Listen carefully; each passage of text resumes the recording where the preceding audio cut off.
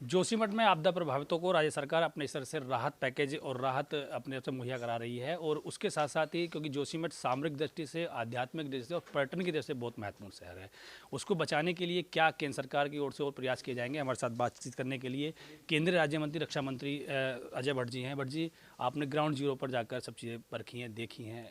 सामरिक दृष्टि से अगर देखा जाए, क्योंकि उससे थोड़ी दूरी चाइना बॉर्डर भी है, तो कितनी महत्वपूर्ण चीज़ें होंगी कि वहाँ पर और अच्छी तरह से वहाँ पर डेवलपमेंट किया?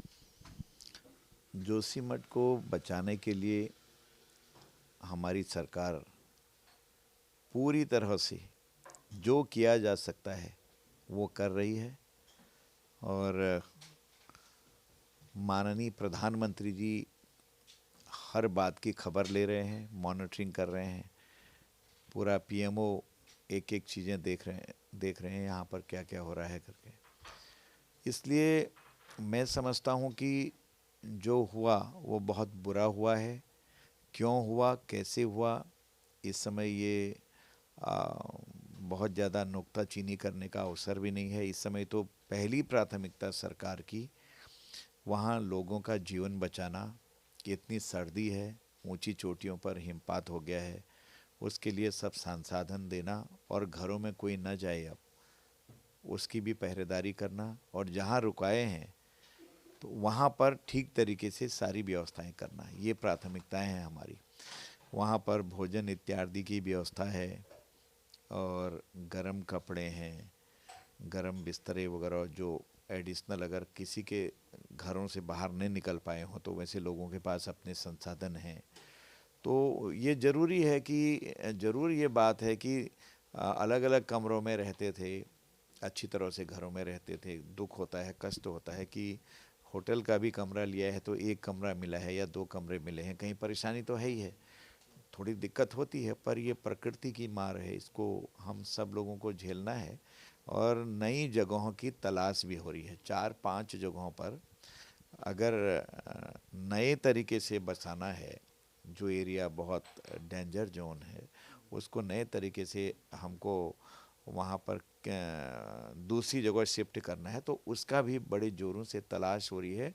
तलाश तो हो गई है, लेकिन वो कैसी भूमि है, भविष्य में उसमें कोई दिक्कत तो नहीं है, उसका भी पूरा जो परीक्षण होता है वो चल रहा है।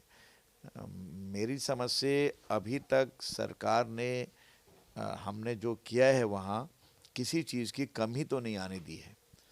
वहाँ डॉक्टर, दवा, रहने का इंतज़ाम, जो किराए में रह रहे हैं, जो सुरक्षित मकान हैं, कुछ लोगों ने किराए में भी जाना उचित समझा है। उनको पहले 4,000 रुपये दिया जा रहा था किराए का, अब 5,000 रुपये प्रति माह के हिसाब से दिया जा रहा है। और जो मुआवजे की धनराशि है वो बिल्कुल मानकों को देखा ही नहीं है, उससे काफ़ी ज़्यादा बढ़ा दी गई है। जो डिमोलिश किए जाने वाले हमारे 2-3 होटल हैं वो भी, उनका भी पूरा इंतज़ाम, उनका पूरा आंगन बनाना, सारी चीज़ें की जा रही हैं। क्योंकि ये ऐसी आपदा है कि हर तरह से हम लोगों के साथ खड़े हैं और सरकार संवेदनशील है। तो संवेदनशीलता यहाँ पर पूरी तरह से सरकार ने दिखाई है। मुख्यमंत्री जी पर्यटन पर्यटन के लिहाज से भी बहुत महत्वपूर्ण शहर है, और बद्रीनाथ की यात्रा वहीं से शुरू होती है। तमाम लोग वहाँ के रुकते हैं, पूरा इंटरनेशनल लेवल पर लोग वहाँ आते हैं, ओली के वहाँ पर गेम होते हैं। पर्यटन मंत्रालय भी आपके पास है, तो सर उसके लिए कुछ चुनौती नहीं होगी अगर अब चारधाम यात्रा शुरू हो जाएगी? 3 महीने का हमारे पास वक्त है, अप्रैल तक। नहीं, ठीक होगा। मैं समझता हूँ कुछ ना कुछ रेमेडी हमारी निकल रही है, बड़ी तेज़ी से काम चल रहा है। भूगर्भ शास्त्रियों की रिपोर्ट जो कह रही है, जो आगे कहेगी विस्तृत, उस पर बहुत गौर करेंगे। रास्ते निकाले जाएंगे, कुछ ना कुछ तो होता है। परंतु जो अभी हमको फौरी नुकसान हो गया है तुरंत, तो उसको तुरंत हम कैसे रिकवर करें, ये हम लोग इस ओर ज़्यादा ध्यान दे रहे हैं इस बार। अभी मौसम आप देखिए, ऊंची चोटियों के बारे में ज्ञात हुआ है कि वहाँ हिमपात प्रारंभ हो गया है। औली में तो आपको पता ही है, स्कीइंग होती है, तो जब बर्फ़ होती है तभी स्कीइंग होती है। थोड़ी दिक्कत है ज़रूर, लेकिन दिक्कत कम से कम हो और ना हो, मिनिमाइज हो। तो उसके लिए हमारी सरकार ने वहाँ पर हमारे 3-4 जिम्मेदार ऑफिसर्स के कैंप लगाए हैं। मुख्यमंत्री स्वयं देख रहे हैं, माननीय प्रधानमंत्री जी जब सब कुछ देख रहे हैं, फिर तो चिंता का विषय नहीं है। चिंता का एक ही विषय है कि हमको घर छोड़ने पड़े हैं।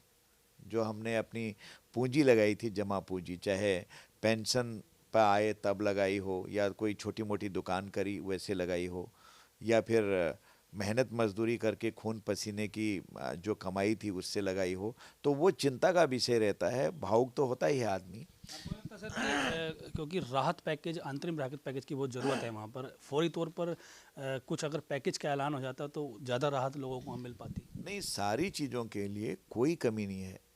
हमारे पास संसाधनों की कमी नहीं है।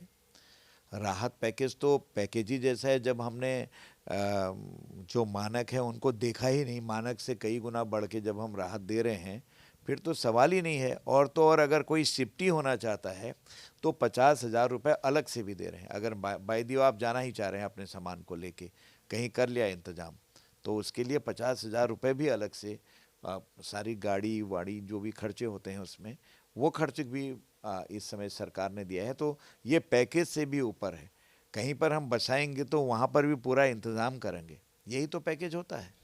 इससे हटके सवाल है, आपने अभी परीक्षाओं में देखा है, उत्तराखंड में जो भी परीक्षाएं हुई हैं, जो पेपर लीक हुए उससे संबंधित, आपको लगता है कि बड़ी चिंता का विषय है कि जो युवा कड़ी मेहनत करते हैं उनके साथ अगर इस तरह की चीज़ें होंगी तो एक मैसेज बड़ा गंदा चला जाएगा, चाहे गवर्नमेंट को लेकर हो या फिर यहाँ के युवाओं को?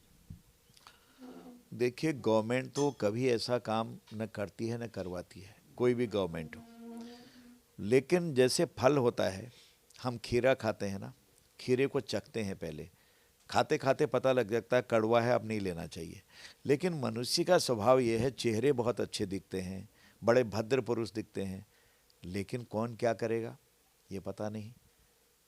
कुछ लोगों ने जो ये अभी पेपर लीकेज की बात आई है, और तो और अपनी गृहिणी जो होती हैं हमारी मातृशक्ति, उनका तक टेलीफोन से प्रयोग हुआ है। कई चीज़ें ऐसी हुई हैं, मेरा बोलना उचित नहीं है क्योंकि सरकार ने बहुत कठोरता से उसमें कदम उठाए हैं। सब जेल की सिकचों के पीछे हैं, अभी इंक्वायरी चल रही है, और लोग उसमें बड़े से बड़े लोग जो होंगे वो नहीं आएंगे, कहीं पर नहीं बचेंगे वो। ये सरकार ने संकल्प लिया है। वैसे ही अधीनस्थ चयन आयोग में हुआ, उसमें कितने बड़े अधिकारी चले गए। आप देख लीजिए, जो इतनी बड़ी हमारी सिविल सर्विसेज को चलाते हैं, उसके जो अधिकारी रहे हैं वो तक आज जेल की सिकचों के अंदर हैं।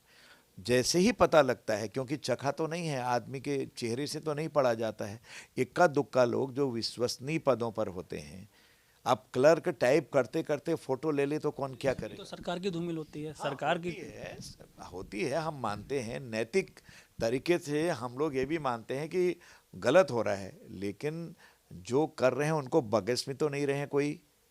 अगर कोई लांछन किसी पर लगता है तो वो तो सब लोगों पर कहेंगे सरकार उनकी थी, ऐसा हुआ। लेकिन सरकार का रोल तो नहीं है ना, सरकार ने कुछ किया तो नहीं है। हमारे कर्मचारी हैं भाई, कर्मचारी हैं तो उसके दुख सुख के हम साथी हैं।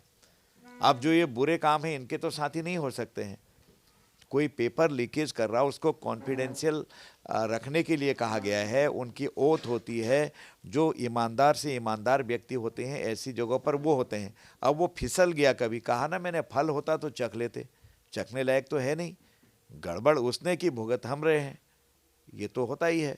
लेकिन उसमें सरकार जिस दृढ़ता से सामने आ रही है और जिस तरह से पकड़ धकड़ करी है, बगस नहीं रहे हैं। कोई हो, कितना बड़ा आदमी क्यों ना हो, उसे छोड़ा नहीं जा रहा है।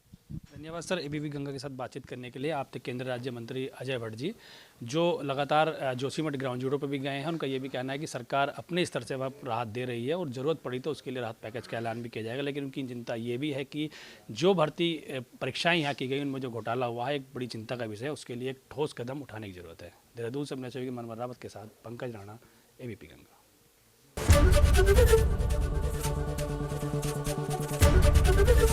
एबीपी गंगा, खबर आपकी, जुबान आपकी।